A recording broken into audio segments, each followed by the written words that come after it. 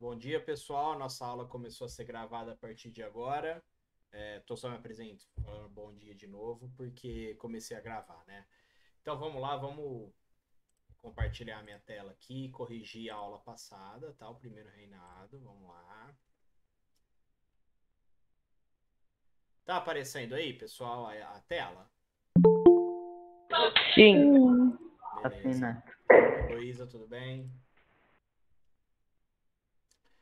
Pessoal, ó, essas três aqui, que era pesquisar no dicionário, eu não vou colocar aqui, tá? Porque, tipo, isso aqui você joga no Google, você promulgar significado, outorgar significado, você já acha significado.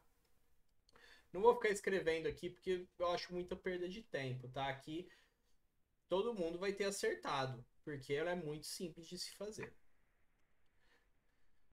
2. Observe a charge abaixo. Então tá lá uma figura, que é o Dom Pedro I, né, dançando com a mulher, e a mulher pergunta: quais são os limites dos seus poderes? E o Dom Pedro, dando um sorriso, responde: Deus, talvez. Então vamos lá. A. Havia um poder político criado por Dom Pedro I que lhe concedia poderes políticos plenos.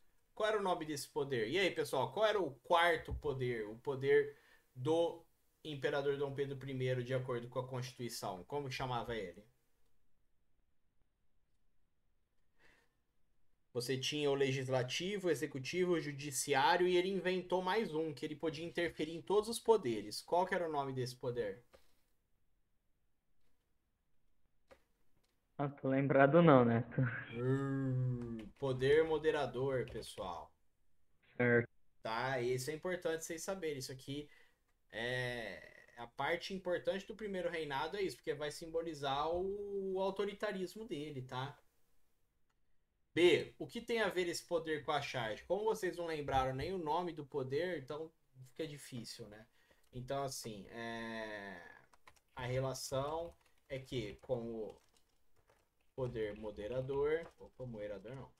O poder moderador, o imperador Dom Pedro I não tinha limites de seu poder, podendo interferir nos outros três. Desta forma, talvez somente Deus pudesse limitá-lo. Pronto, pessoal. Tá aí respondido relacionando a charge. Então, um Olá, bom segundo. dia. Oi? É, a nota dessa atividade não chegou no meu e-mail. Não, mas eu não corrigi ela ainda para Ah, chegar no tá, e-mail. certo, certo. Eu primeiro corrijo aqui, aí passados uns dias eu Aham. corrijo.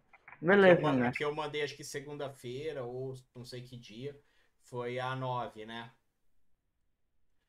Isso 3. mesmo. Observe o quadro abaixo. Essa aqui era um pouquinho difícil porque tipo, tem esse negócio de 2 graus, 4 graus e tal, né?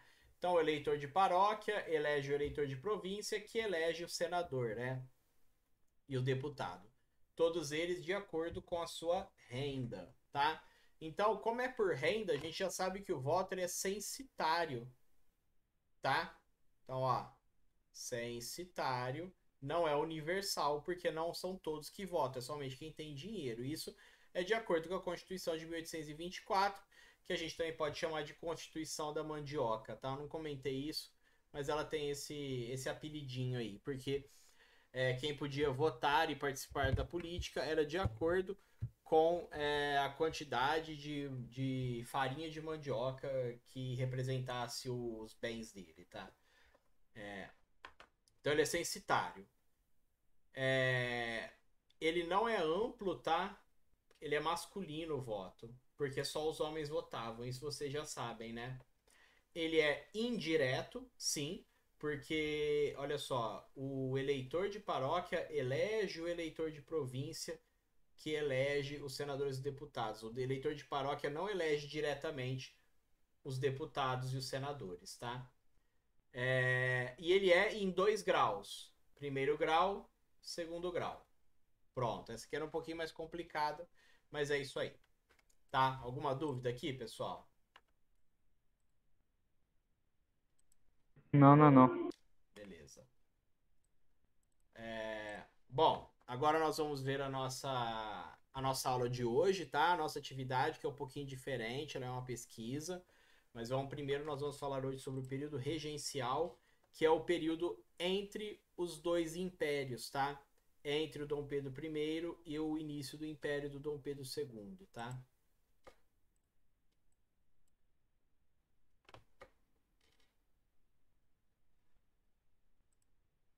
Tá aparecendo aí, pessoal? Sim. Beleza, então. Vamos lá. Pessoal, vamos relembrar, né? Dom Pedro I era o imperador do Brasil ali desde 1822, né? Em 1824 ele vai impor, né? Ele vai outorgar, né? A primeira Constituição do Brasil independente, né? O Brasil independente, o Brasil sem ser colônia de Portugal. A Constituição instituiu o quarto poder, que é o poder moderador, né, que atribuía a ele plenos poderes, como nomear cargos e interferir na criação de leis. Você vai ter as guerras de independência, que é a Guerra da Cisplatina, a Confederação do Equador, né, por exemplo, que eram movimentos separatistas que desejavam já a república, né, e descentralizar o poder, tirar o poder das mãos de uma pessoa só, que era o Dom Pedro, né? As regiões estavam descontentes com o governo imperial, tá? Por vários motivos, né? Aqui o Brasil vai começar a ter uma crise econômica, depender economicamente muito da Inglaterra, né? Dom João VI, rei de Portugal, que estava aqui antes, né? Ele vai morrer em 1826 e você vai ter o problema da sucessão do trono português, porque quem devia ser o rei era o Dom Pedro I. Dom Pedro I vai voltar para Portugal e vai deixar aqui o filho dele depois que ele abdica, né? E vai voltar para Portugal. Então isso aqui nós já vimos, tá? Isso aqui não é novidade. Com a renúncia do Dom Pedro I, pessoal, o Brasil foi governado por regentes, tá? Porque o herdeiro, ou seja, o Dom Pedro II, tá? Ele era menor de idade, ele ainda não tinha idade suficiente para governar. Então, assim, ele era o herdeiro aparente, né? Ele iria se tornar, mas não tinha jeito, por enquanto. Então, vamos ter os regentes, tá? Esses regentes, eles por algum tempo, né, eles procuraram acabar com a excessiva centralização política do primeiro reinado, né? Defendiam o liberalismo, né? Então mais liberdade, principalmente econômica, né? Os primeiros regentes aprovaram ideias para medidas, né? Para reduzir o poder do governo central e aumentar o poder das províncias, como uma criação de uma guarda nacional comandadas por fazendeiros que recebiam a patente de coronel. Aqui vai começar a se chamar donos de grandes fazendas de coronel, tá? Isso vai ser importante, especialmente durante a República, tá? E eles podiam recrutar e armar homens entre 21 e 60 anos para reprimir revoltas locais, porque vai ser um período de bastante revolta, tá, gente? Nós vamos ter muitas revoltas no período regencial. Vai ampliar os poderes do juiz de paz dos municípios, que além de julgar, vai passar a prender suspeitos. Como a escolha do juiz de paz era fortemente influenciada pelos fazendeiros, ou seja, os fazendeiros vão ganhar muito poder nessa época, pessoal. A aristocracia, né, vai ter muito poder aí. Eles controlavam a justiça nas cidades e nas vilas. Vão criar as assembleias provinciais, com o poder de criar leis sobre impostos, educação, religião e nomeação de funcionários. Então, o que acontece aqui, pessoal? Tudo antes estava nas mãos do Dom Pedro I, né? Quando ele vai embora e deixa aqui o seu herdeiro, né, o Dom Pedro II, mas que ainda era uma criança, os regentes vão fazer de tudo para descentralizar esse poder que estava antes nas mãos do Dom Pedro. E assim eles vão dar poder militar para grandes fazendeiros, poder para os juízes, vão criar assembleias nas províncias para criar leis, impostos e etc. Então você tem aí uma pulverização do poder, né? Uma descentralização do poder. O poder que antes estava com uma pessoa só, ou seja, centralizado no centro, ele vai agora divergir para vários pontos, né? Bom, e aí essas reformas começaram a ser feitas, mas claro, né, gente? Só vai beneficiar os grandes proprietários de terra e de escravo. O povo comum estava só aí se ferrando, a escravidão continuava, você tinha uma enorme massa popular de lavradores, artesãos, empregados do comércio, pequenos comerciantes, mascates, soldados, negros e mulatos libertos, porque você já tinha escravos que haviam sido libertados, né, comprado sua carta de alforria ou que o próprio dono libertou, né? Todas essas pessoas que não eram ricas, não eram donas de fazenda e tal, elas permaneciam exploradas e marginalizadas das decisões políticas, né? Não participavam da política. É, então os fazendeiros eles tinham medo ali da desordem social, né? Tanto é que eles que eram responsáveis por sufocar pequenas ali umas revoltas que acontecessem próximos a eles, né? É, eles estavam agora você tem alguns grupos políticos que vão ser formados, tá? Eles eram organizados politicamente no grupo dos liberais moderados e eles lutavam para manter os privilégios deles, tá? Você tinha a facção dos restauradores, que era a maioria dos portugueses e tal, pessoas ligadas às elites portuguesas, que queriam que o imperador Dom Pedro I voltasse, porque eles queriam que voltasse aquele controle de um português sobre o Brasil. Dom Pedro I era português, né? Também havia o grupo político dos liberais exaltados que queriam uma mudança profunda em favor da maioria da população.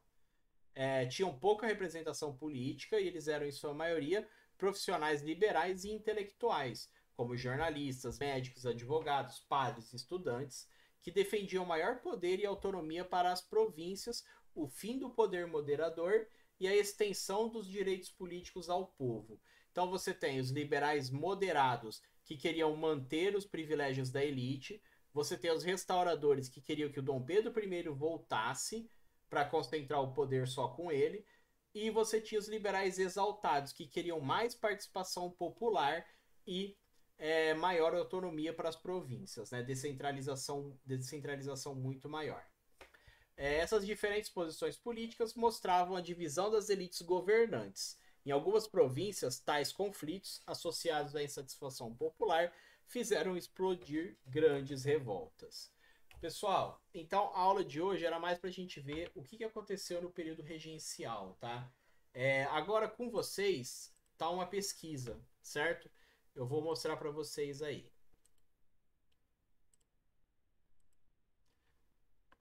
Ó, tá aparecendo? Assim, é. Beleza. Galera, presta atenção. Não é para responder nada aqui, tá? Aqui não tem o que você fazer. Não tenho como enviar nada, tá? Nessa pesquisa você deverá pesquisar né? A pesquisa você deverá pesquisar, é óbvio, né? Eu, tonto, escrevi assim, né? Uma revolta regencial, ou seja, uma revolta do período regencial que ocorreu. O trabalho é individual e o prazo de entrega é a quinzena que está referida, né, na atividade aqui, né? Você tem até a nossa próxima aula para me entregar. Pode entregar depois? Pode, mas vale menos, né? Não esqueça de colocar o nome, tá?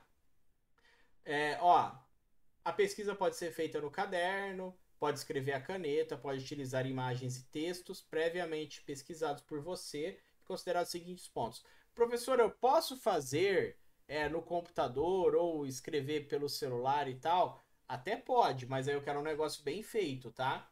Eu quero um negócio bem feito. Se você for fazer no computador, aí eu quero que você coloque imagens, que você faça uma capa, tá? Então, presta atenção. O que você deve levar em consideração nessa pesquisa? O nome da revolta, tá? Você tem muitas revoltas para pesquisar aí, tá? Tem os exemplos ali embaixo. Localização e período, onde e quando ocorreu, quem participou, as motivações, como ocorreu essa revolta, o que aconteceu e como terminou essa revolta. Então você tem aí 6 tópicos para pesquisar sobre a revolta que você escolheu, tá? Dá para fazer tranquilo, isso é muito fácil. Você deverá pesquisar o tema na internet ou em livros. No próprio, vocês têm o livro do 8º ano aí, acredito eu, de história. No próprio livro didático tem. Procura a parte que está falando do período regencial e veja as revoltas que estão lá. Você deve escolher uma das abaixo. Malês, tá? Revolta dos Malês. Cabanagem, Sabinada, Balaiada e Farroupilha, tá? Sabe nada não é porque o cara não sabia nada, tá? O nome é Sabe Nada mesmo, né? Quem não sabe nada sou eu.